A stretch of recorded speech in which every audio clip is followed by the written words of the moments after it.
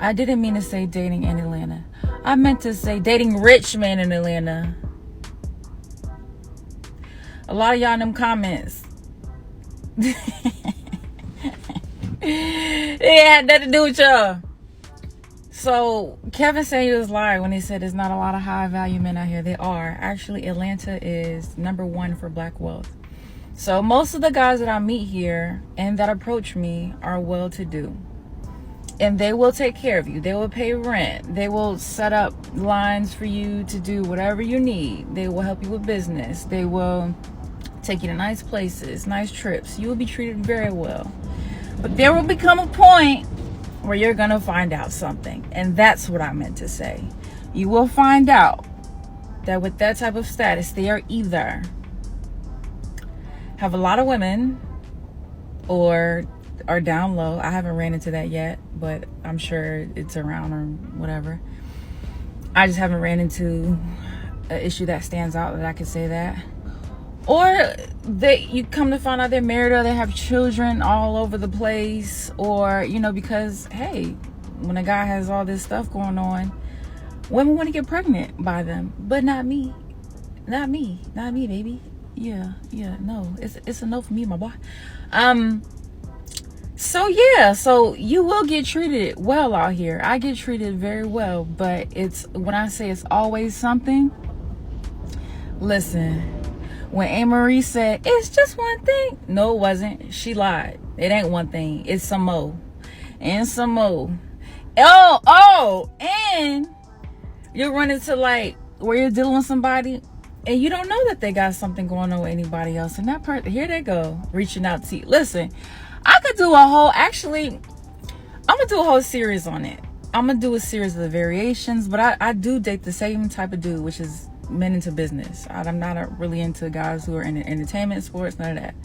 Business. And I came to Atlanta because I knew there was money here, and I was not wrong. I've been here for a year, and from what I've seen, it was a phenomenal choice. I would not choose to live anywhere else yet. I'm not saying that this is full term for me, but I have not been disappointed in that area yet. But y'all really tore me up on them comments. Y'all was so mean. I would never talk crazy to y'all. Some of y'all look crazy. Some of y'all, but I don't talk bad about people. So yeah, be nice. So basically, this young lady, shout out to her, LaCree, check her out on TikTok. She's not getting the kind of guys that will commit to her in the business field. Now, we already know guys who are entertainers, rappers, athletes, they're really not gonna be faithful. But the guys who are professionals or in business should be more likely to do so. But that hasn't been her experience. Why? Because the game is thick, like Mac Dre used to say it. Hey, dudes will fly you out, dudes will help you out, dudes will do this and that. But as far as being with you like that, you would need to be a very exceptional woman or a man to give up his optionality. That means that any man that has options to deal with a lot of different women, and for him to close the door on that, to be with one woman and then get married to that woman and then risk losing all of his money in a divorce for cheating, to do that with you would have to be so exceptional, especially in today's climate. For you to be that #1 lady, you would need to be so exceptional. Not to your level though. That's the problem. Because you might feel, I'm an exceptional woman, I'm an exceptional catch. That could be the case to yourself. But that might not be the case to the guy, right? Because if that was the case, the guy would say, listen, all the other chicks that I'm dealing with, I'd rather have you not deal with them. But the reason why this is the case, because so many of those ladies, you guys are not showing them why they should do it. So if they should not do that, they won't, because maybe they feel that you're not exceptional. Well, let's check out another clip.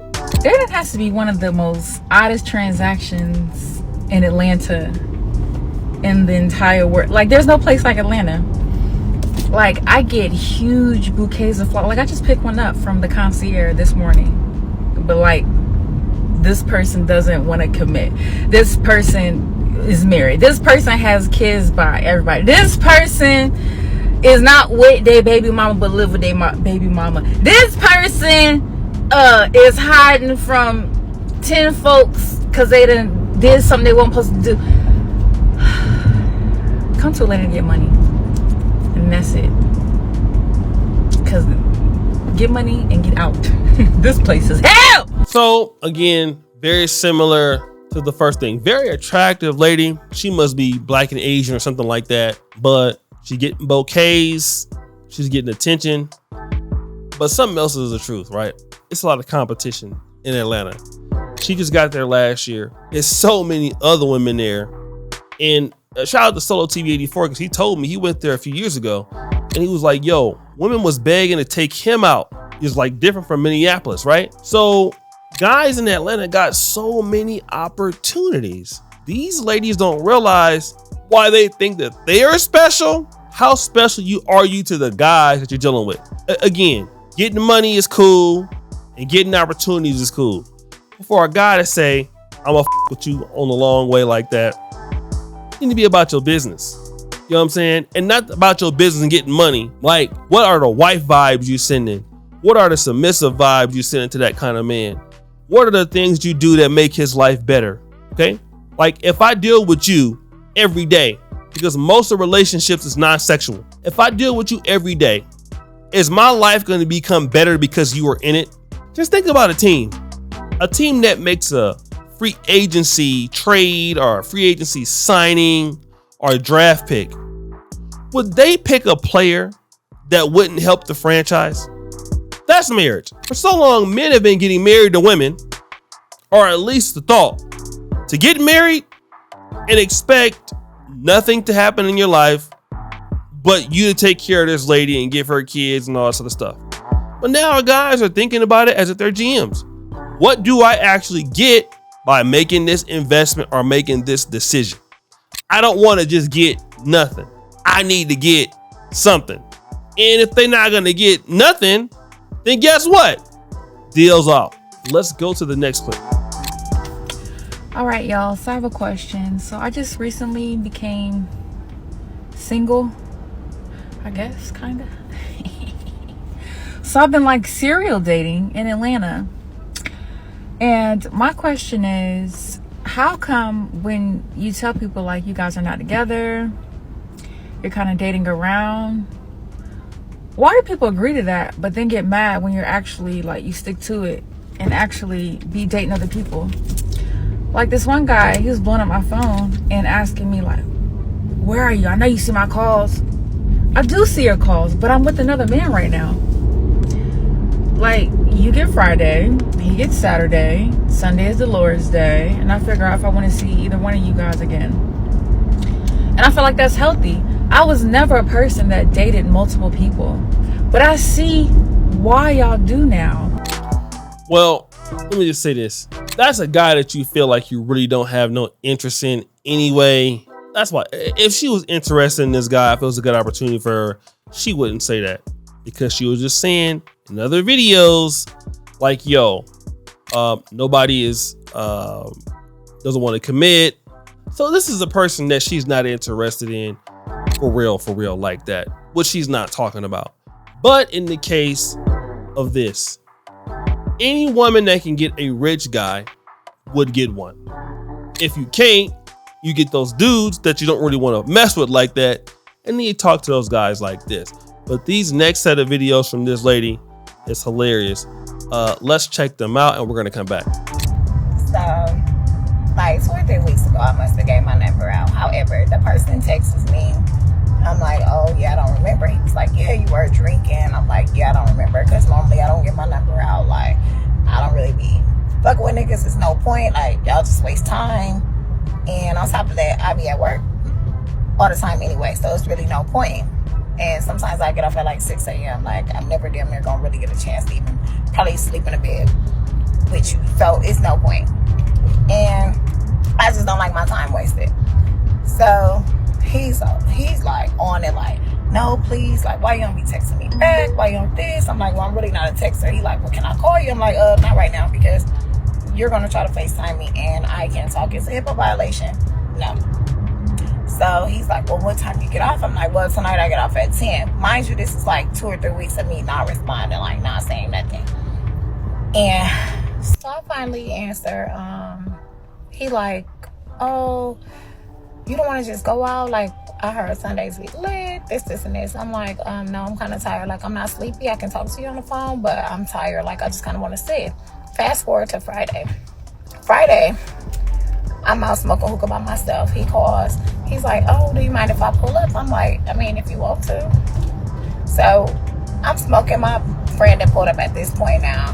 So me and her done had a drink apiece. I got a hookah. He comes. So after he sit for a while, he's like, you mind if my friend pull up? I'm like, oh, I don't care. I noticed that after we done drinking and everything, mind you, I only have one drink on the tab because we knew the people that, whatever, that was there. So we didn't pay for shit, really. We had a drink, a hookah, and an entree. I noticed that the tab gets split in half. I'm like, okay. You know, his friend goes to the bathroom. I'm like, what's going on? He comes back. They get to talking to each other, whispering or whatever the fuck, you know. Whispering or whatever the fuck they're doing to each other. Bitch, do you know this nigga walked out on his tab and my tab? Mind you, this shit was $200 altogether. So guys, you heard what she had to say, right? That sister there.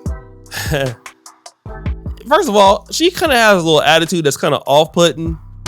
So she didn't want to deal with the dude. Poor thing. But she ended up doing it anyway. And the dude was dust. He left her with that $200 bill, man. You know, I'm not gonna see why ladies can have that attitude with men because of those things that happen. I would try to tell the lady, I don't know where she hang out at or where she's going, but I'm pretty sure Atlanta got a lot of different kind of places, different clubs where she can meet different kind of people at. Basically, that would probably help her out a little bit instead of getting those Pookies and Ray Rays who, you know, just been hitting you up and, you know, leaving you with a $200 bill. This energy that you give off is what you get back, right? So I'm not blaming her, but could have a lot to do with it. But guys, what do you think? It's your boy Shay Duke Jackson back at it again with another episode of Fair Use. I'm out.